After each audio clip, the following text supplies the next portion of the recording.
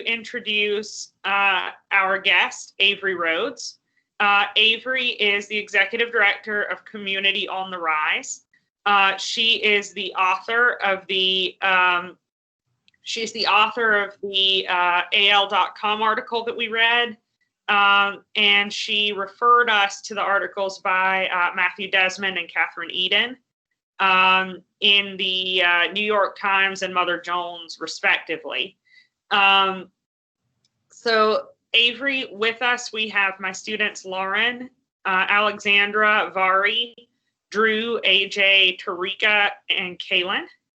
And we have others who hopefully will be joining us very soon.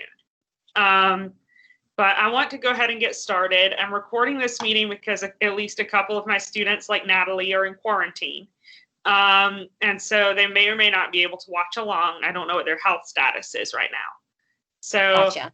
Out of consideration, we're recording. I'd like to ask you to go ahead and tell us whatever you'd like us to know about your work, about the project you see us collaborating with you on, and about the community you serve. Awesome. Thank you so much, Stephanie. You're most welcome. I'm going to turn the floor over. Okay, awesome. I'm really happy to be here. And students, I hope y'all are doing well this semester. I know this is a weird upside down time to be in school. And so I'm wishing you well and hoping that the semester goes okay for you, whether it's virtual or in person or some combination of both. But I'm really honored to get the opportunity.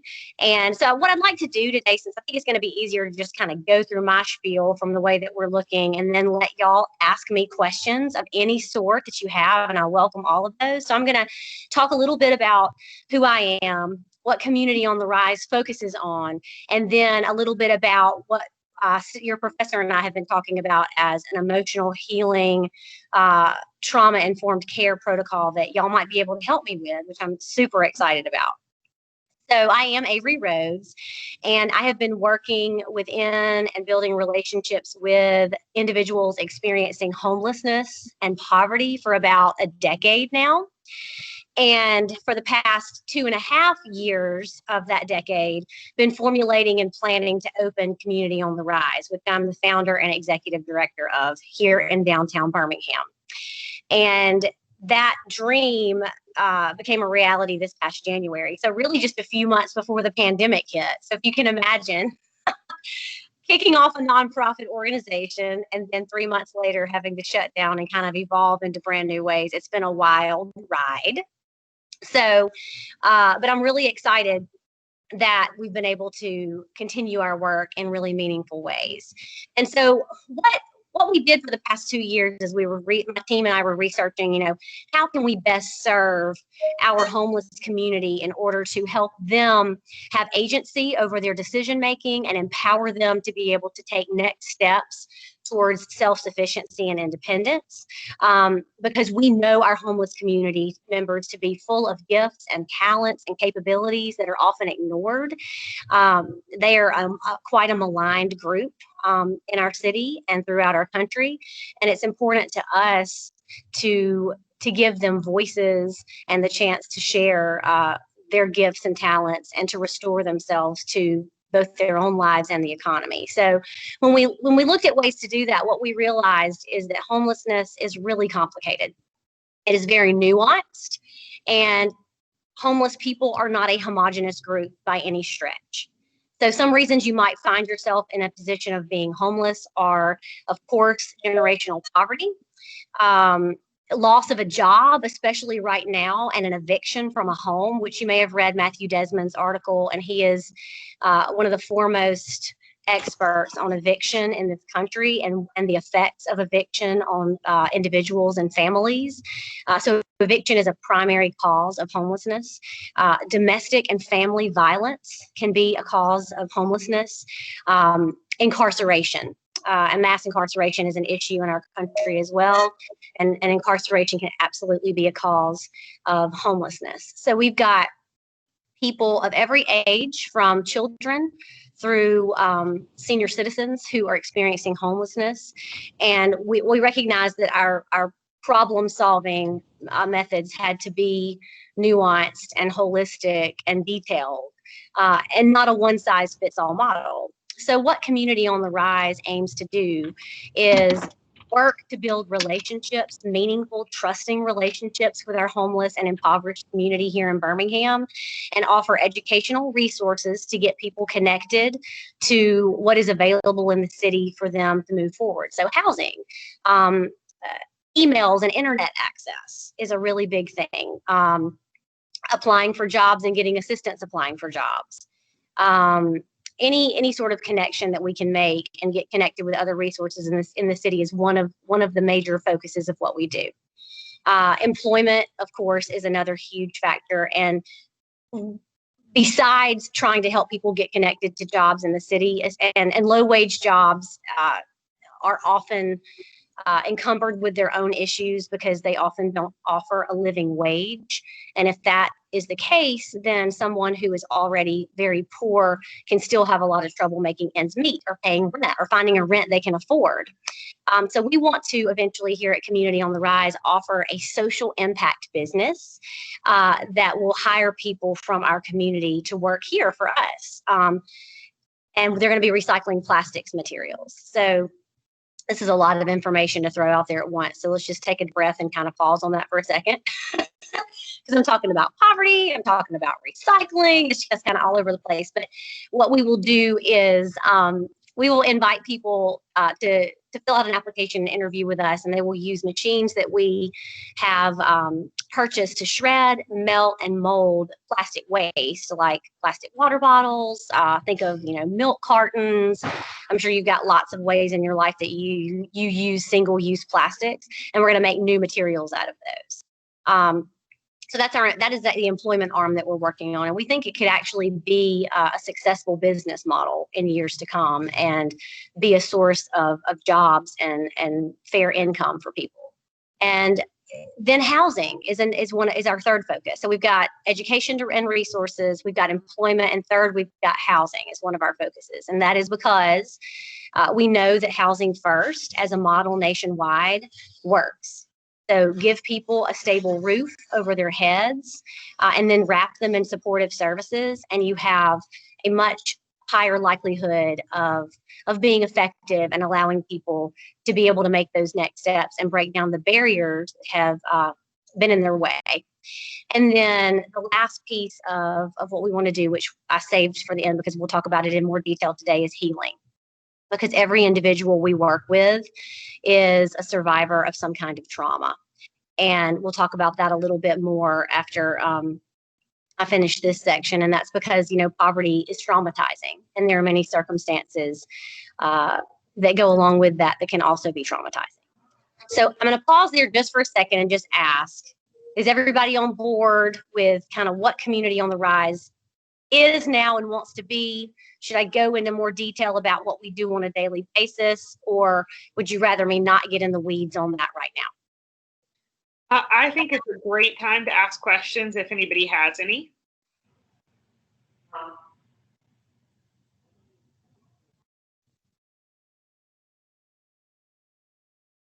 Does anyone have any questions right now?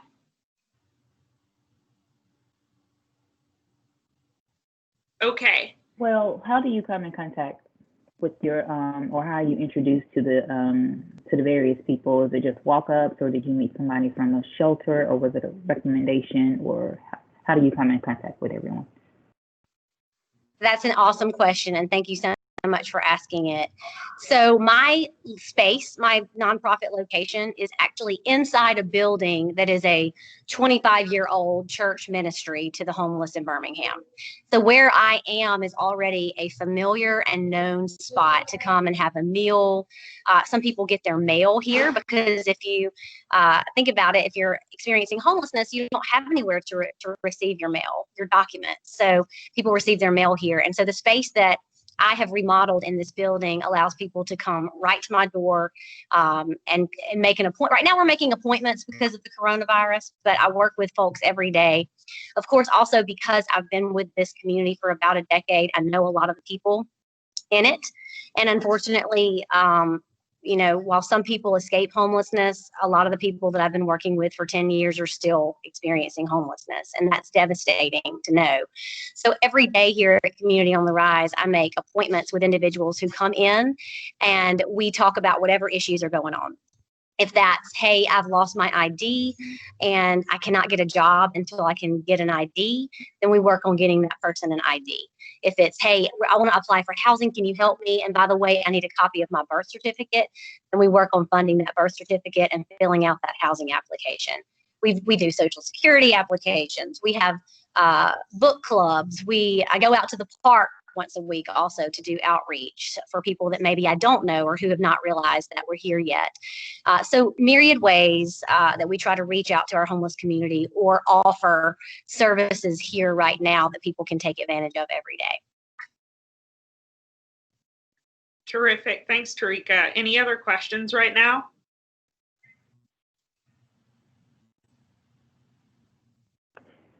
Well, what as students, what would you have in mind for us, for those of us that would choose to team up? Because initially, when I saw Church of the Reconciler, I actually worked across the street at Innovation Depot, so I could hear the people while I'll be getting out my car. Some days it'd be more interesting than others. I may stand outside to I hear bet you what's saw going. lots of really. And so I was like, no, I don't want anything to do with that. I was like, that's just too much drama, right? And so, based on how you're describing everything and helping people re-enter just a normal side, which to me is similar to just kind of like prison reform, helping everybody re-enter into just gaining some sense of normalcy into their lives. What would you have in mind or prefer us as students to be able to assist you with, or what goals do you have? Got it. So if y'all are ready for me to go ahead and move into the sort of the segment where I talk about poverty and trauma informed care, I am ready to do that. And I would say first is it Tarika? Hey, that I would love it if y'all could be here with me. I'm so sad that in this particular situation that, that's not safe for you. And I understand that, of course, but oh my goodness, I wish that I could share my community with you in a different way. And I'm sure you saw many colorful personalities outside of Innovation Depot, because our community does deal with a lot of drama and trauma and addiction and mental illness, as well as myriad other factors, just like we all do, but it is amplified in our community for sure. We have a lot of folks too who, for various reasons, various barriers against them, have in some cases given up. And when you work within the system and realize how very difficult it is to make the connections you need to make to move forward, I've thought to myself before, wow, if I was in this position, I might very well give up too and just go get me a 40 and take a few sips over on the corner, because it's very, very difficult and it can be debilitating to a person's self-worth.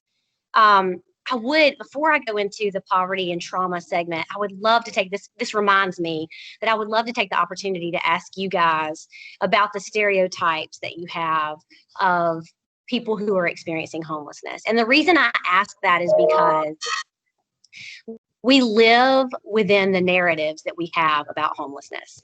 They are pervasive in our society because in general society, we don't usually interact with people who are homeless a whole lot other than seeing them from a distance or walking past them on the sidewalk. So the reality of what we believe is true about the homeless population are the stereotypes we hear. And I don't even have to tell you what those are. So could you give me an example? Would anybody like to share an example of, what you've heard or how you've seen homeless portrayed on social media or in memes or on television shows?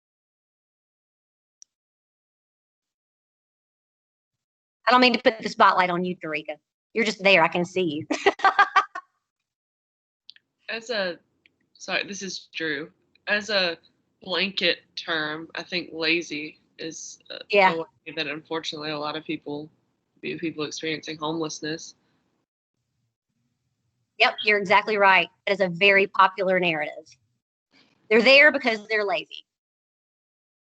What else have y'all heard?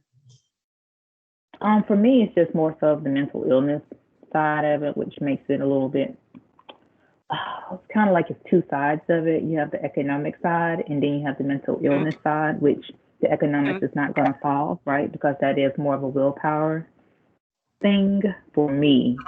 And so that's where it's just this, it's like this median for me that separates the two types of homelessness, if that makes sense. Yeah. And mental illness is, in our community, if you have a diagnosis of a mental illness, it can be really difficult because, there are lots of Americans who have mental health diagnoses, but they also have family support or economic support to get the medications and the therapy that they perhaps need. And in our community, that's really often not the case. So you kind of end up, out there without a paddle, on a canoe without a paddle, or whatever that phrase is, where you really are just kind of going it alone. And if you have a mental health diagnosis, you may be really more tempted to self-medicate with alcohol or drugs to numb the effects of whatever is going on, whether that's schizophrenia or bipolar disorder or chronic depression. There are many different diagnoses, and so it's a tragedy of mental health care also in our country, that if you live at a certain economic level, you are going to be you're going to lack those opportunities to take care of yourself in the way that you would need to be taken care of. Any other stereotypes you've heard? And this does not mean that you think these things, by the way. I'm just asking because I am trying to prove the point that we know we hear these things about what it means to be homeless so often that we can all say them and they sound familiar to us. Any money that they have, they're spending on the wrong things. So either alcohol or drugs. Yep. That's a very popular narrative. And that doesn't mean that it's not ever true, because certainly there are people in our community who spend money that they shouldn't spend on the wrong things. But, they get sort of punished for it at a different level than if, I went out and spent money on things that I shouldn't spend them on. I get a little bit more of a pass than someone who is living at a very low socioeconomic level. But yes, that is a major stereotype. Others I hear frequently are lack of ambition. I'm trying to think of other major ones that I hear a lot. Worthless, don't care, criminal, crazy, kind of goes along with the mental health diagnosis, dangerous, and people are pretty suspicious of the homeless community members a lot of times. So the reason I wanted to point those things out is because when we live within a narrative of stereotypes, it does a couple of things to us as a general society. It really affects outcomes. And I wanted to mention a couple of outcomes that it affects before I jump into the final segment about poverty and trauma. And what those stereotypes do to us is, first, they divert our attention away from what systemic poverty really is. So if we think of the homeless as just lazy, just unambitious, just spending their money on the wrong things, just criminal and just dangerous, then it then becomes a problem of just homeless people, right? And it's not really our responsibility to do anything about it. Because if we can divert our attention from poverty and put the blame on individuals who are making bad decisions, then that's not our fight, right? That's on them. And so we don't really look at poverty systems then and understand how they work and understand how they re-entrench people in poverty over and over and over again. Harmful because those stereotypes are harmful because they divert our attention from the real issue, which is poverty. So that's the first thing I wanted to mention. Those stereotypes also serve to refortify barriers that people experiencing homelessness already come up against. So I'll give you an example that is a real life example with a friend of mine, single mom of 2 daughters, and she was living in her truck until it got stolen from her at gunpoint. And then she took her daughters into a shelter. And she began working with me and applying for employment so that she could get a job and, try to figure out what to do, could take next steps forward for she and her girls. And what happened time and time again is that because she didn't have a phone and because her address was a shelter, employees were really suspicious, or employers were really suspicious of her and whether or not they should hire her because the number that she had on her application was a shelter number. If you're homeless and you can't shower on the regular and maybe you don't have the proper interview attire, then that can be a signal to potential employers that you're struggling and that you may be homeless, which can then re-fortify barriers that are against you, whether or not you were qualified for that job. And so that's a real problem, that the stereotypes can cue potential employers or potential resourcers into not helping someone because they believe the stereotypes that we just mentioned earlier. And then last, I just want to say that those stereotypes that are so pervasive for us, they rob all of us of what could be. And what I mean by that is that our community is, of course, struggling and vulnerable, but also really full of talents and gifts to offer. So in our community, we got future leaders, we've got innovators and inventors, writers, people who could contribute to our culture and our politics and our literary circles in ways that could be really meaningful, but they probably will never have the chance because the opportunities are not there, often due to some of the stereotypes that really inform law and policy. And then kind of re-entrench them in a situation of poverty that they really have trouble escaping. So any questions about that before I move into our last section? I know that was a lot of talking. Hopefully I'm keeping your attention somewhat. No, sir. Do we have questions right now, friends?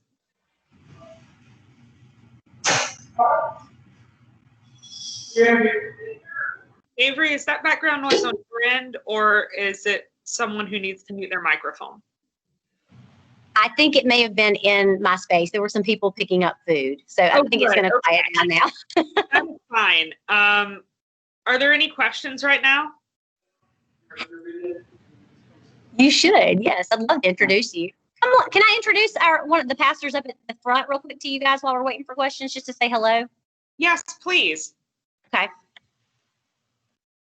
This is Adam Burns, and he is the pastor of Church of the Reconciler, which is our partner ministry. And my space where I am right now is inside the Church of the Reconciler building. So we work together, trying to solve these problems and figure out our plans moving forward. Morning. Hello, Adam. Hi. Hi there. We're actually on the way to the park to do communion, so we'll maybe see y'all next time. I hope it's wonderful. Take care. I don't know. Are they there? Okay. Bye. Y'all have a good time. Yeah, part of our outreach that we've been working on, which is for everybody to come in right now because of social distancing, going out our folks are. That's terrific. Avery, you're experiencing. All right, you ready for me to move on? What now, Stephanie? One of us is having some lag. I can't tell if it's me or if it's you. Okay, and I don't know either. It very well could be me. Yeah, I believe it's. Okay. Okay, we think, Avery, that you're experiencing some lag.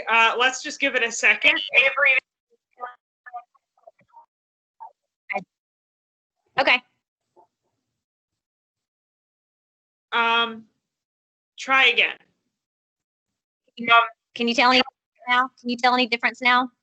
Yeah, it seems to be better now. Okay, awesome. Would you like me to go ahead and start talking about trauma? I think that's okay. Actually, Avery, you're still lagging pretty badly. Why don't you leave the meeting real quick and let me readmit you? Okay. Let's see if I can figure out how to do that. So you should be able, there should be a hang up button. Yeah, I think it's lagging so much that it won't let me hang up. Oh, okay, you're back now. Oh, I am? Okay. Yes, try again. Oh. Ha! She hung up just as we got her back. Okay, let's see.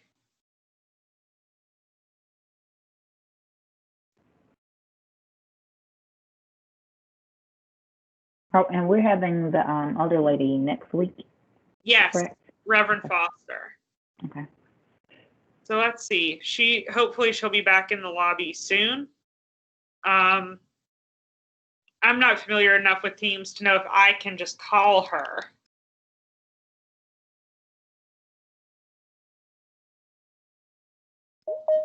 Ah, here she is. Admitting. All right, she should be back with us in just a second. While we're waiting, thanks all for your questions. Please don't be shy. Obviously, Avery is very friendly and we can ask her many things. It's taking a while to get her back, but hopefully any second. I appreciate the participation we're having so far. I hope we can continue. Avery, are you with us? No, it timed out. We're trying again.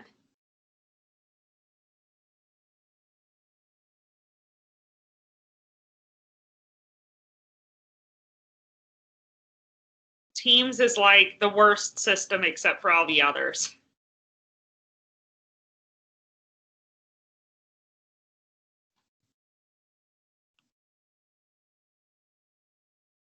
Keep saying she's waiting in the lobby and I keep clicking admit.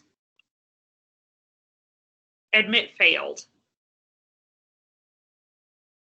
This is very difficult.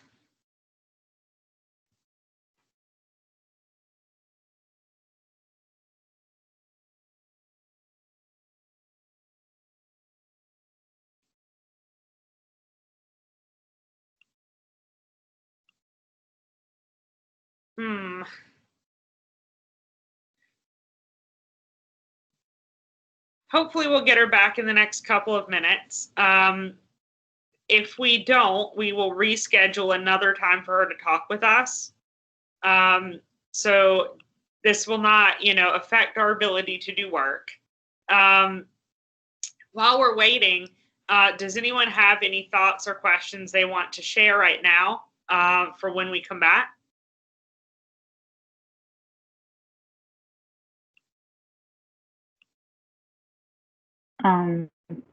At first I was anti working with this particular group. I mean, I guess I still need to hear, is it Dr. Foster, Minister Foster, or Reverend Foster?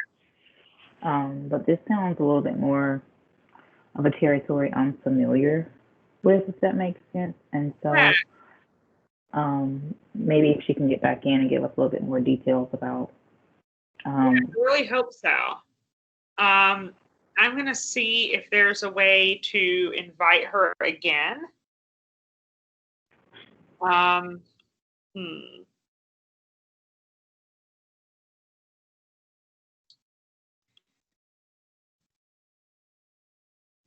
What else are we thinking so far? Just a comment. I'm really enjoying listening to her. I mean, she matches up to exactly what she wrote. She's got the same kind of personality. She's very enjoyable to listen to. I completely agree. I think she's a lovely speaker and really engaging and obviously passionate about her work. Yeah. I hate that her internet is failing. Oh, I know. How frustrating. Yes. I'm going to try again. I'm going to see if I can. I'm going to see if I can add her as a guest again, maybe. Send her a new invite. She is like patiently and faithfully waiting in the lobby. I'm just like very grateful to her for her persistence. Let's see.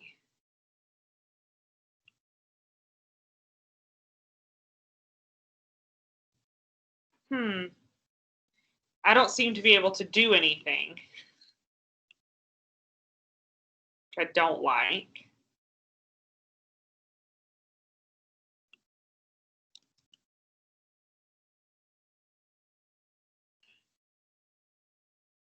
Oh, the helplessness of technology.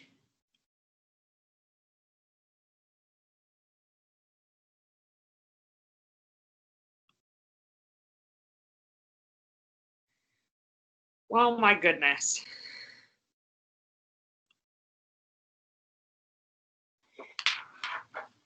So I think if y'all want to talk amongst yourselves, that's fine. I'm going to actually try to call her on the phone.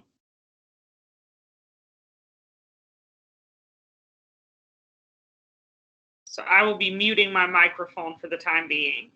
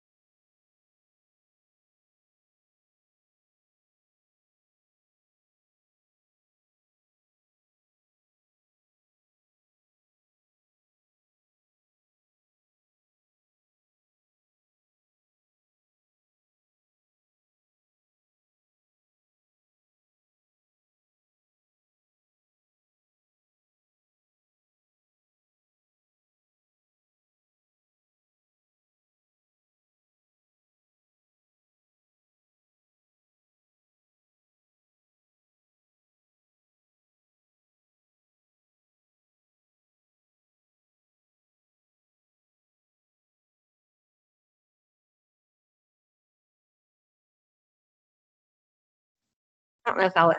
Right. Oh, look, we're back. Oh, we're back. Okay. All right. I'm going to hang up here now. We did it, everyone. We got Avery back. So Avery, in your absence, we were just saying how nice it is to talk to you and how engaging you are and how much we're enjoying having you as a guest. Oh, thank you so much. I really appreciate that a lot, because I know it's hard to talk and communicate sometimes over tech for me. So this is a little bit of a learning curve for me. Same. Please try to pick up where you left off. We were just talking about how poverty relates to trauma and healing, and how healing relates to your work. Yes. Okay. So I'm going to jump in there. So poverty creates trauma. Poverty is traumatic. I can't say that loudly and clearly enough. We need and must understand that poverty is trauma inducing. Poverty also comes with circumstances often that are violent. And violent circumstances can make people behave in violent ways. Otherwise, they may not have. So when we thought about the ways that we needed to conceptualize community on the rise, we realized from the people we knew and the foundations we were building that we could offer all the services in the world and we could house everybody. I mean, not really. If we had the funding, we would. But, we could employ everybody. But if we did not address healing from trauma, that we would be missing a huge and very important link. So let me tell you a little bit about that, and then how I could see you guys plugging it in, and I'd love to get your ideas as well. The one thing that poverty does that is trauma inducing is it keeps you in what I call crisis mode all the time. So think about the way that you cram for an exam, okay? You get a little stressed, maybe your palms are sweaty, maybe you get some coffee or Starbucks or whatever, and you say you're going to stay up all night studying, and you feel tension and anxiety about getting in there and taking that exam and doing well, right? Well, that kind of stress can actually be positive because it is not long term. You're going to use it. It's going to push up your ability to go in and take that test well. It's going to keep you alert and vigilant about the parts of that test that you might not be as well prepared for. And maybe you'll do an even better job because of the stress that you had related to cramming for that exam. On the other hand, chronic stress, which is the kind that poverty induces, stays with you all the time. And when we have chronic stress, that means that our brain is constantly emitting a chemical called cortisol. That's the stress chemical. And if it's always there at high levels, because we're always feeling like we have to be vigilant, because we're always feeling like we're under threat, we don't maybe know where our next meal will come from. We don't know if we might be attacked around the corner. We don't know if we're going to be able to keep up with all our belongings. We don't know if we might be evicted because we're paying 80% of our income toward rent, and rent eats first, like Matthew Desmond says. We are going to be constantly emitting cortisol. Eventually, what happens with that is it affects the prefrontal cortex of our brain. Okay, so I'm not trying to get super scientific. I'm definitely not a scientist, but in studying this stuff, it was really important for me to understand this perspective, and I think it is for you guys as well. So our prefrontal cortex is the part of our brain that's able to do planning, okay? So long-term planning that is wrapped around good, solid decision-making. Think about when you are trying to figure out about how your semester is going to go, what classes you're going to take, if you're going to balance work and school, and all of the little decisions that have to go into making those plans work. Well, when you're in chronic stress, you begin to lack the ability to do that well.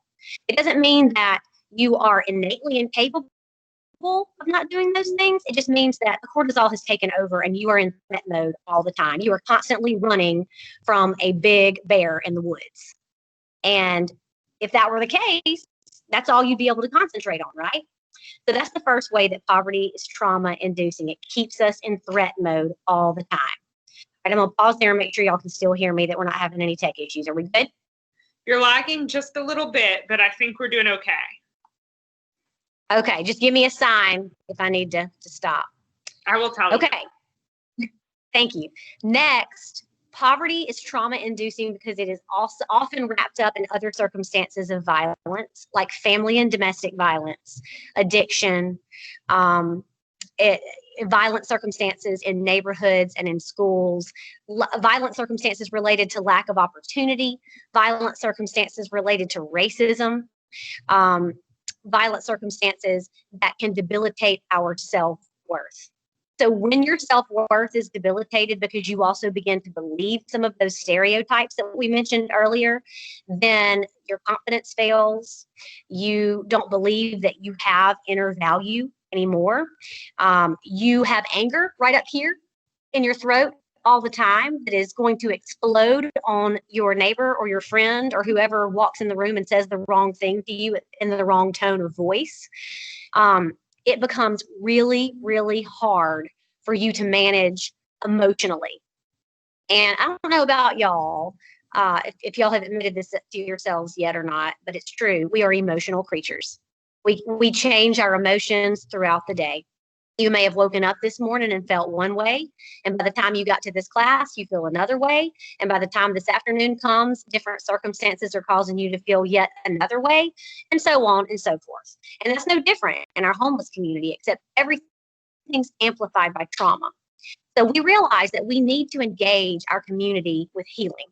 We've got to offer a space that is dignified and safe for people to talk about their trauma, to discuss it in an honest way, to feel encouraged by other people around them, and to build a community where people can feel like they trust one another.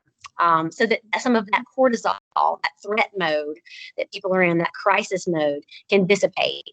And that prefrontal cortex can come back online, and different types of behaviors and actions can then ensue.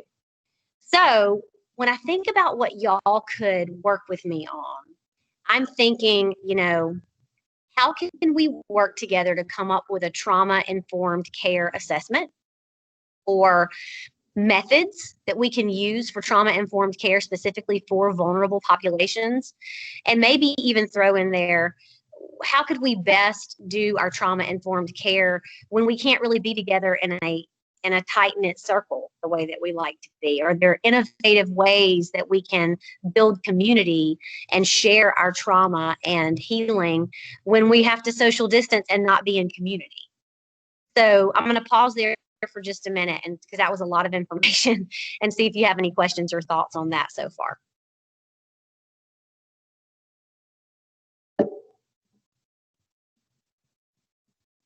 We're welcoming questions and comments from the class.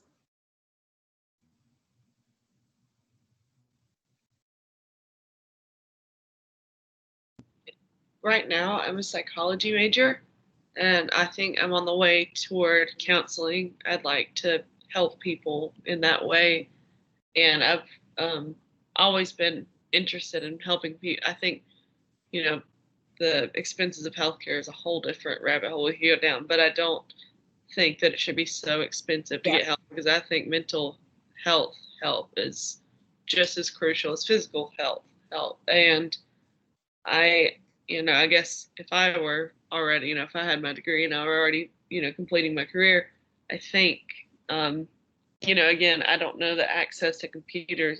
Do you guys have, I might have just missed this if you mentioned, I'm sorry. Do you guys have computers available for people who don't have them? Computers with webcams? We do. So we have a couple of Chromebooks, not a lot. We're kind of a small, very grassroots, but we have 3 Chromebooks and my laptop, which people use, pretty much every day for things, and they're all equipped with cameras and microphones. Well, I think, I'm very certain that you'd be able to find willing, certified therapists and counselors to offer their services for free. And I think, getting them connected with them through a webcam, you let them have a little private room, set them aside for a little bit and letting them talk through things. Even if, you run into bumps, finding certified people, I think even just talking some of it out is good, and if they need more professional help, then definitely, I think being able to have some counselors, on hand who are willing to offer their services for free is a good idea. But that's Avery, I have a question. If there are no other immediate questions from students, my question is, I'd like you to say more about what you mean by trauma-informed care assessment. Drew, that was a great thought. Thank you for sharing. Yes, thank you, Drew. And I want to follow up on that a little bit in a minute too. But first, when I say assessment, what I would like to be able to do eventually is sort of measure outcomes along the way of quality of life, like how we're doing. How are people feeling about the healing measures that we're able to offer, and that may be more of a long-term thing. But when I think about our eventual goal of opening a social impact business here at Community on the Rise, when we hire people to work, part of what we are going to ask of them is that they also engage with us in a life plan. So that'll be budgeting and case management. We're going to house them free for 1 year, and we are going to offer a healing, trauma-informed care regimen that they will need to be a part of. So we're going to kind of connecting all of those dots that I've talked throughout this meeting to kind of holistically offer services to people who are in our program. So what I'd like to be able to do when somebody enters our program eventually is start with maybe an entrance interview and have certain questions that are maybe psychologically informed by experts to, I know there's a psychological wellness index, and there are many other indicators like that, but to be able to see kind of where are you quality of life wise right now? What is your stress level right now? And then throughout the program to be able to conduct those interviews multiple times and see if we see changes over time with the opportunities for people to be working together with in a group therapy session or working individually with a counselor like Drew mentioned.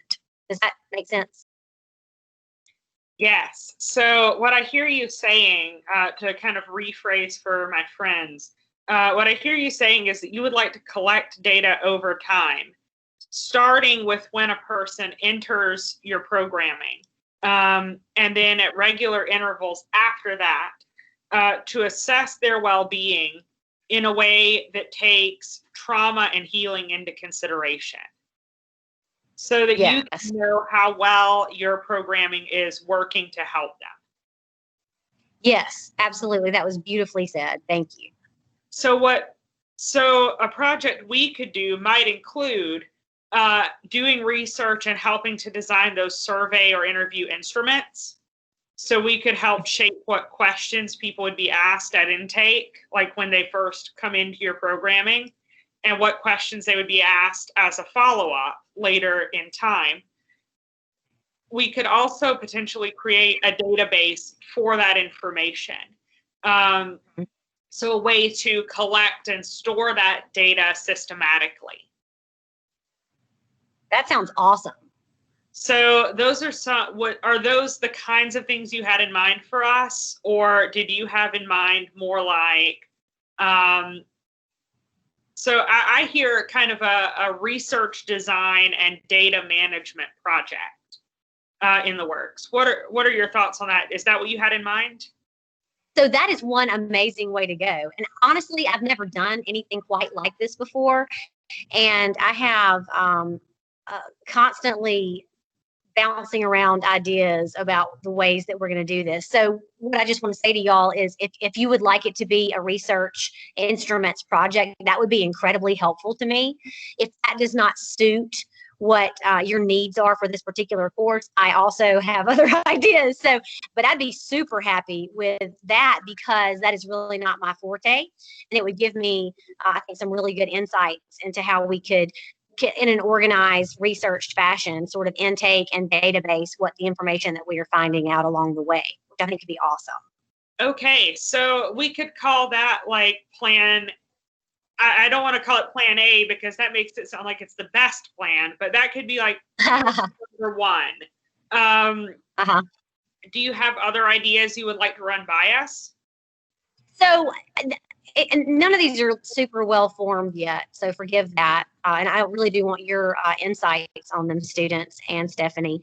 But thinking about, Drew mentioned individual therapy a minute ago, you know, webcam, therapists who might work with folks in a private room setting, which we do have that here. We're actually working on remodeling what can be a therapy room because right now we just have our one big room, which is not conducive for more confidential sharing of information, but that'll be ready soon. And what we did before the pandemic, just so I can give you a little bit of a feel, is we had daily group healing circle. We called it our community conversation. And we had 3 psychologists. One came in on Tuesday, one came in on Wednesday, and one came in on Thursday. Each day, the psychologist had a particular format that they used to offer conversation that compelled people, hopefully, to talk about, you know, what was on their mind. So we had an art therapy day, we had a spirituality-based therapy day, and a meditative therapy day. And I tell you, that was really amazing. It was really meaningful and powerful, the way that people engaged with one another and the way that they were willing to be honest with one another. So another thought that I have is what would be really meaningful ways that we could continue something like that. I don't know if you guys are psychology majors or sociology majors or various majors, but thinking about, you know, what are the best ways to engage our population in particular with a focus on sharing authentically and being vulnerable, because that's really difficult. We also have a lot of shame in our community, kind of based back on those stereotypes somewhat that I mentioned earlier, people that go to a place of shame about their addiction or go to a place of shame about their poverty, you know, feeling like failures. So I don't know if I have really a name for what this program would be, but it would be more focused on emotion science, I think, and how do we best engage a vulnerable population to feel safe, to be honest, and vulnerable with their trauma. So I'm not a psychologist. This is a sociology course, but it's cross-listed with poverty studies. So I don't actually know what every person's major is, but we have everybody across campus. We have some sociology majors. We have some psychology majors like Drew. We have some computer science folks, at least one computer science folk. We have, people from different disciplines across campus, which I see as a real strength. My training. Oh, yeah. My training and background is in sociology, so I'm able to, that's why I went to instrument design and databasing immediately, because that's where my head's but I think we could absolutely.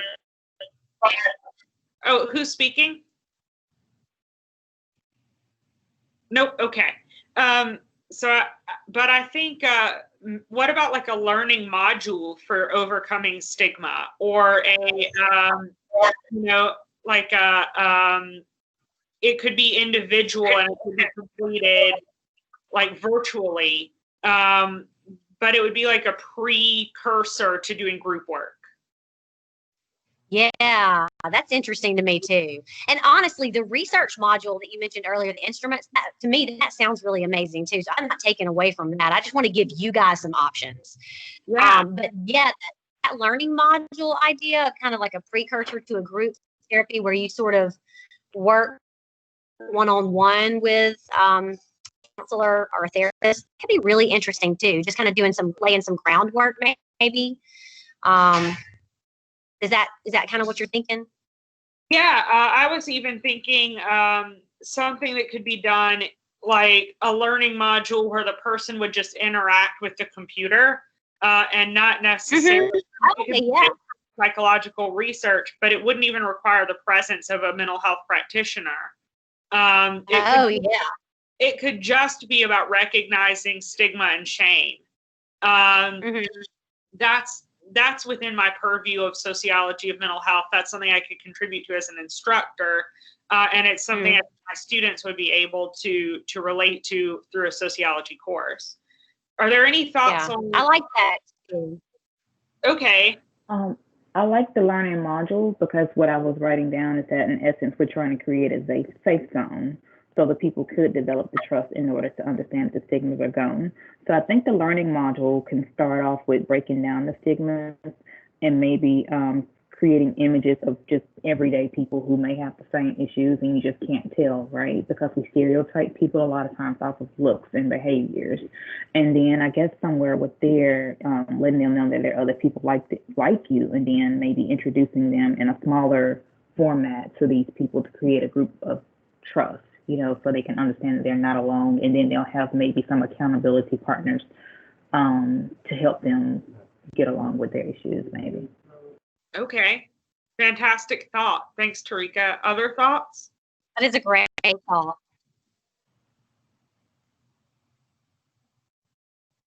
Okay. It sounds like we have two really good possibilities, which are not even mutually exclusive. It's possible that some of my students will. So I practice a pedagogy, Avery, called Democracy in the Classroom, where I let my students are going to ultimately elect which of these projects they're going to commit to, in addition to a couple of other unrelated projects that are going to be shared with us. So we will decide together. I know you're running out of time, so I just want to wrap up with you. You're fine. We will share together what these two alternatives might look like. We'll run that by you, and then we'll commit to one or more of them, and let you know what we feel capable of doing.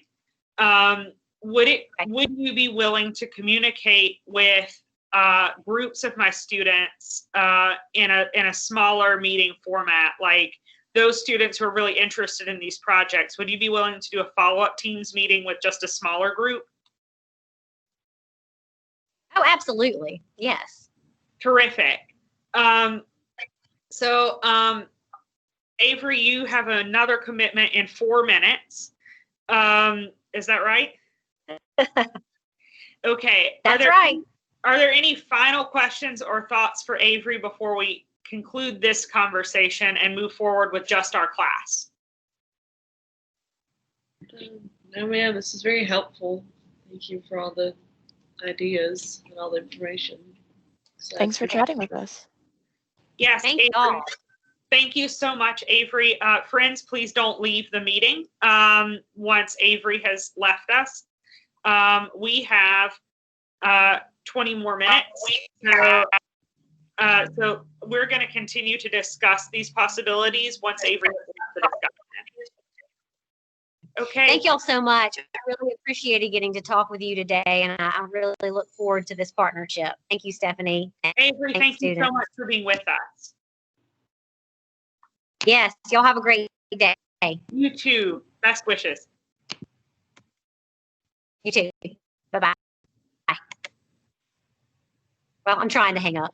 Oh, that's okay. There Take it your goes. time, dear. You're doing fine. Hey, everybody. It's fine if you want to unmute yourselves now so we can have kind of a big group discussion. Real quick, can everyone see the meeting chat? yes. If you, Yeah. okay, I'm typing. Mm-hmm. Oh, great. Terrific. AJ has chimed in, yes. So through participating in either speaking out loud or typing in the chat, can we share some initial thoughts about this project and its potential? So what are some initial reactions to the two ideas Avery has shared? I think initially, at least for me, the first one, like creating a kind of instrument of like measurement or some like a survey sounded really appealing, just like for the way that my brain works. I would love to learn more about that and like what we could do with that. I feel like I don't know enough details about it to like have some great insight into it, but that one sounded really interesting. Okay. So for the instrument project, Alexandra is interested in that.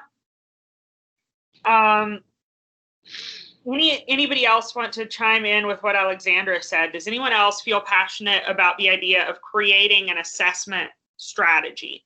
So what that would look like, it could include survey instruments. It could also include interview protocols. So, okay, AJ is also interested.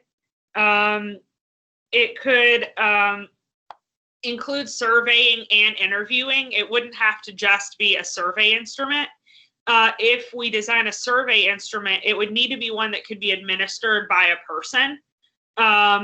So someone could interview somebody and essentially ask them the survey.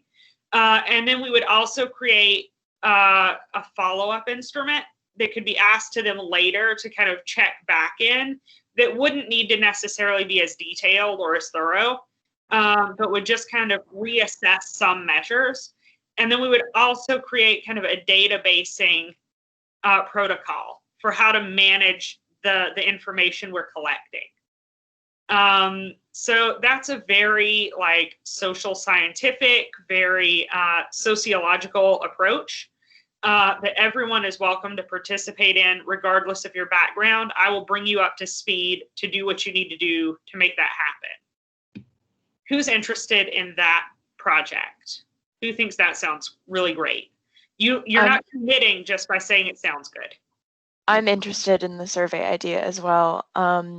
It makes me a little bit nervous because, you know, I still don't know the specifics of survey work and all that kind of stuff, but it also seems like it's something I'm going to be learning anyway. So, like, you know, it seems like something that would be right up my alley.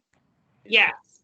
Don't be intimidated by the particulars. I'm a methods professor. My background is in statistics. I will absolutely bring you up to speed. Yeah, I'm interested as well. Great. I mean, I like both. I mean, I guess Mm-hmm. Okay, so Tarika with a little asterisk, or Tarika with a little asterisk. Yeah. Because you think both would be good. Okay. Any other initial just like pull toward that idea? That one did sound interesting to me, but I also thought the other one sounded interesting, so I kind of want to get more information before I say that I prefer one or the other. Sure, that makes sense, but Lauren is potentially interested. Okay. Who feels immediately and strongly drawn to the other idea? The idea of creating like a learning module or a socially distanced way to engage in healing and conversation. Focused on stigma and shame.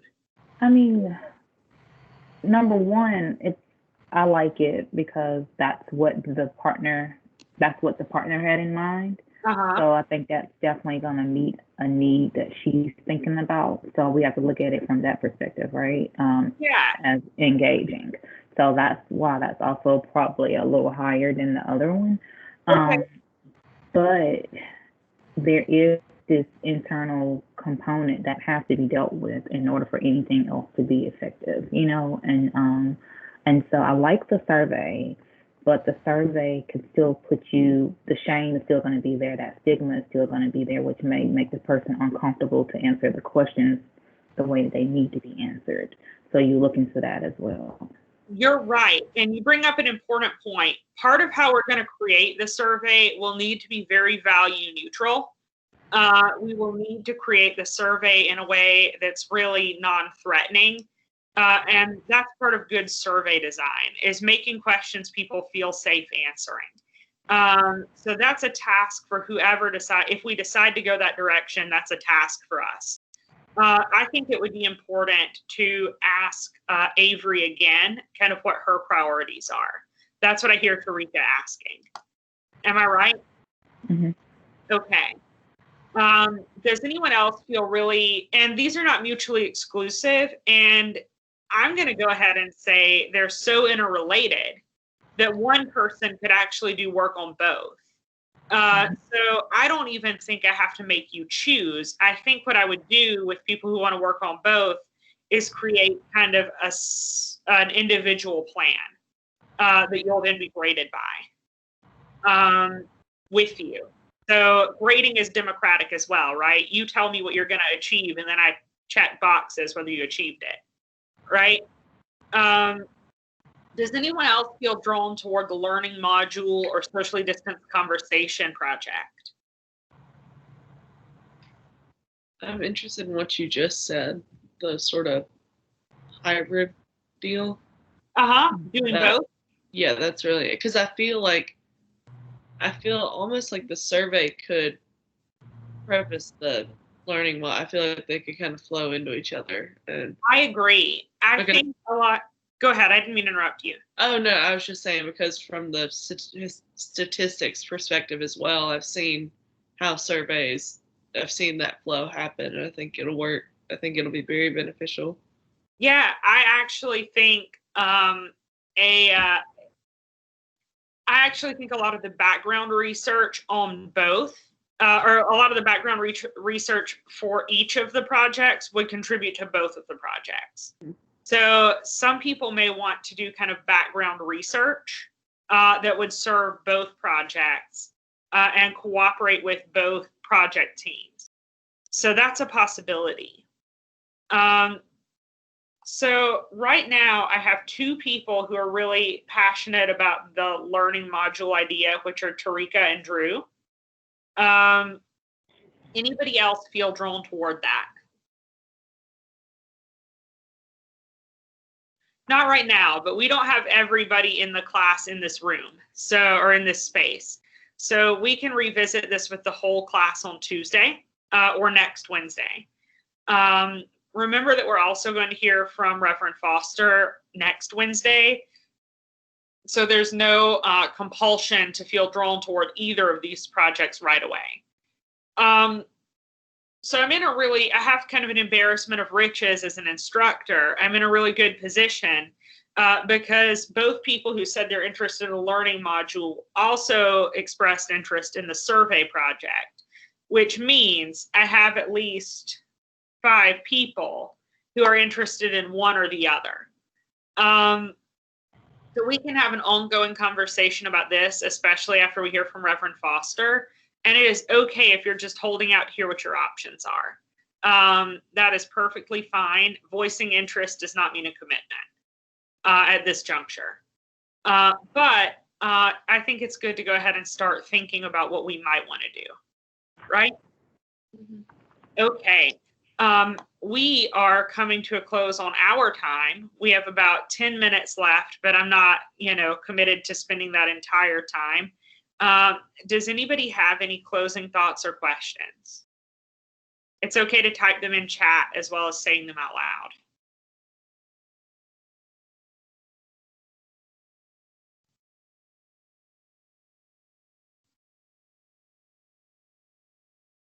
I feel like I've said it a million times, but I mean, I'm excited.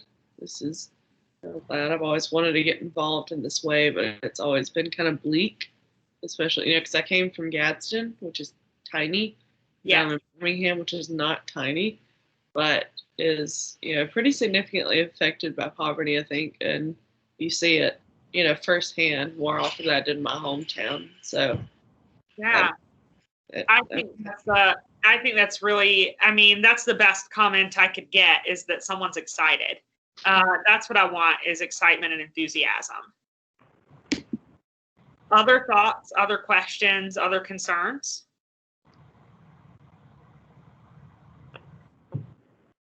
No, none. I have none, not at the moment. Okay. Lauren, were you going to say something? I wasn't. Oh, okay. The camera went to you, and I didn't know if it was because you moved or spoke or what. Okay.